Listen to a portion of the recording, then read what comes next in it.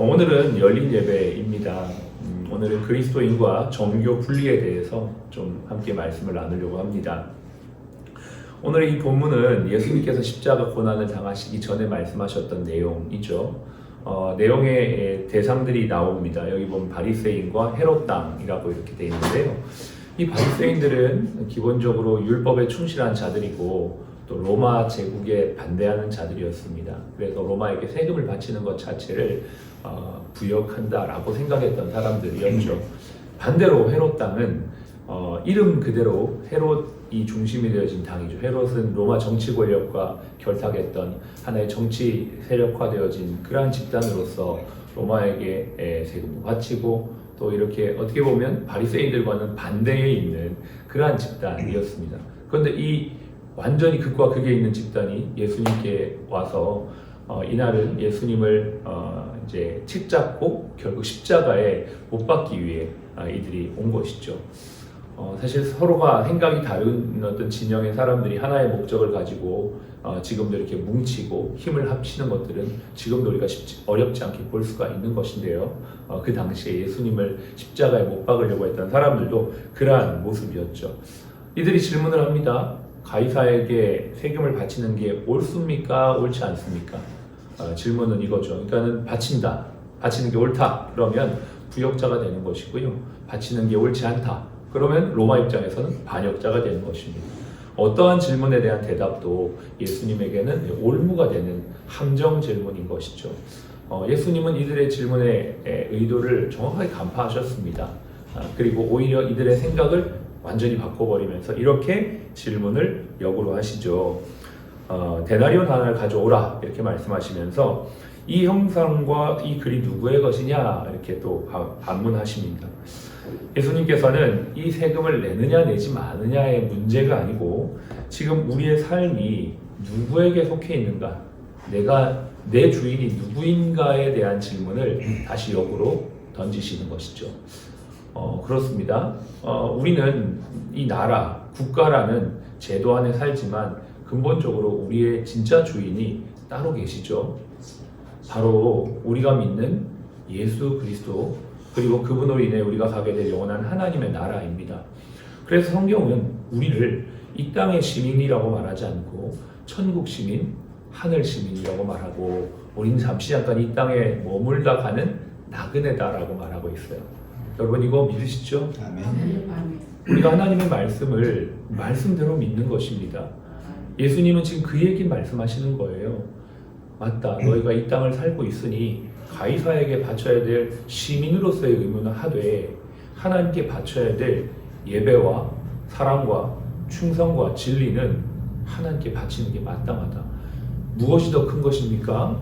이 세상의 나라보다 영원하신 하나님의 나라가 더 훨씬 크다라는 개념을 우리에게 알려주시는 것이죠. 그러나 그렇다고 해서 시민으로서의 책임을 다하지 말라라는 것이 아니라는 것입니다.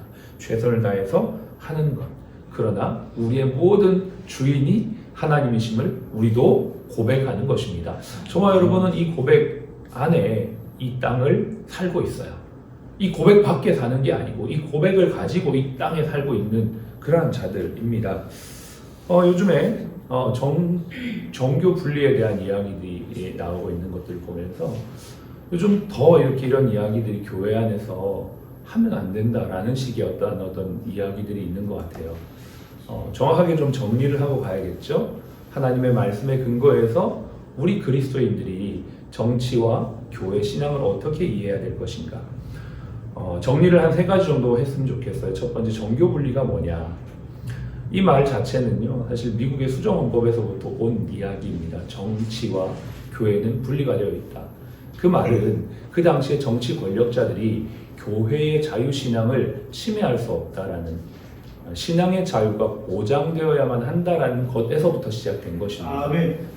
정치에 교회나 신앙인들이 관여하지 말라고 적용하는 게 아니고 정치는 교회의 신앙의 자유에 침입할 수 없다, 침해할 수 없다라는, 즉 신앙의 자유를 보호하기 위해 만들어진 것이 정교분리법입니다.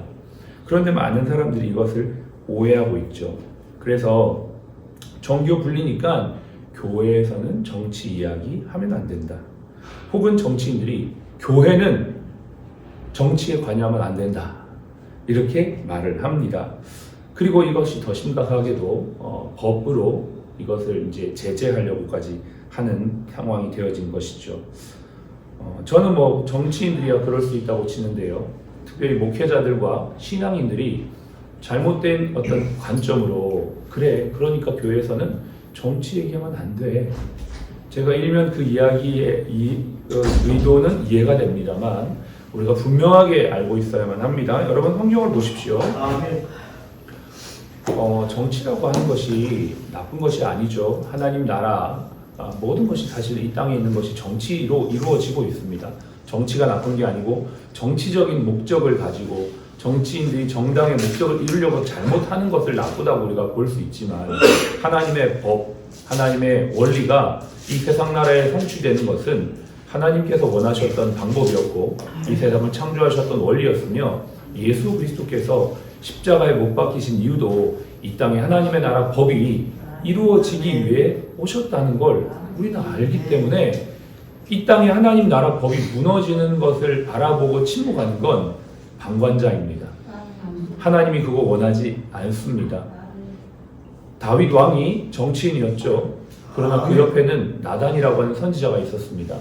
그가 잘못된 길을 갈 때 하나님의 말씀을 가감없이 그에게 전달했고 정치인 다윗은 나단 선지자의 말을 듣고 하나님 앞에 납작 엎드렸습니다.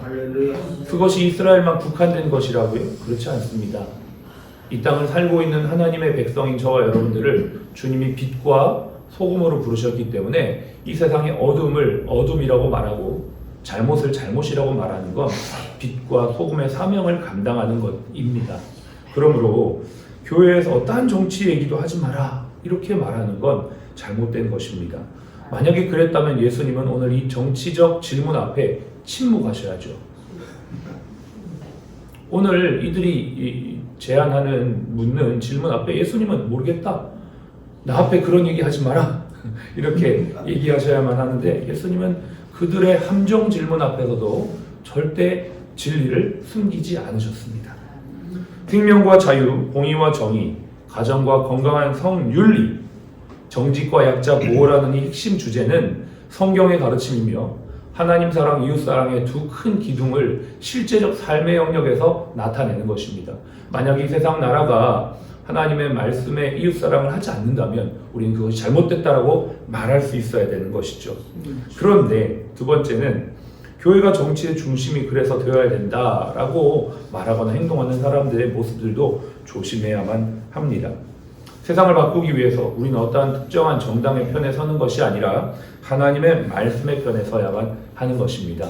우리는 어떤 정치적 입장을 대변하는 자들이 아니라 하나님의 복음을 대변하는 자들입니다. 그렇기 때문에 이러한 부분들도 우리가 조심해야 되는 부분인 것이죠. 그래서 양 극단을 다 조심해야만 합니다.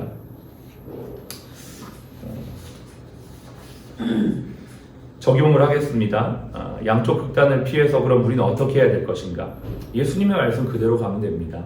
가이사에게 줄 것은 가이사에게 주고 하나님께 드릴 것은 하나님께 드리는 것입니다. 가이사에게 줄 것, 즉 시민의 책임.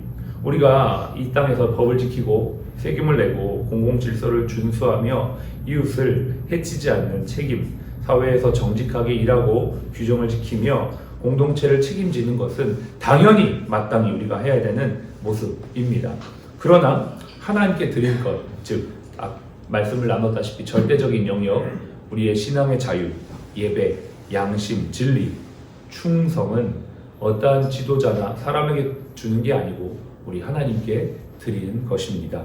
저와 여러분들이 이 세상 나라에서 하나님의 백성으로 살아가고 있습니다. 정치 이야기, 때로는 잘못된 것 있으면 하고 잘못된 것 있으면 기도하고 우리가 하나님의 말씀의 편에 서서 바른 길을 가야 합니다.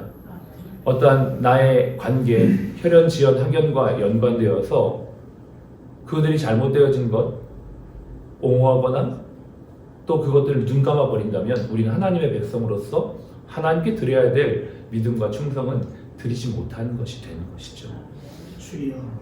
양극단을 피해야 되지만 우리는 하나님의 길로 갈 때 하나님께서 우리를 통해 빛과 소금의 사명을 감당하게 하실 것이고 그 일이 곧 하나님 나라를 이 땅에 세우는 길이라는 것을 기억하면서 저와 여러분들이 이러한 정리되어진 내용을 가지고 이 나라 이 민족을 위해 기도하고 또 교회의 역할들이 잘 세워질 수 있도록 그리스도인들이 빛과 소금의 사명들을 잘 감당할 수 있도록 삶의 자리에서 충성을 다하는 이 하루가 되시기를 주의 이름으로 축복합니다. 아멘.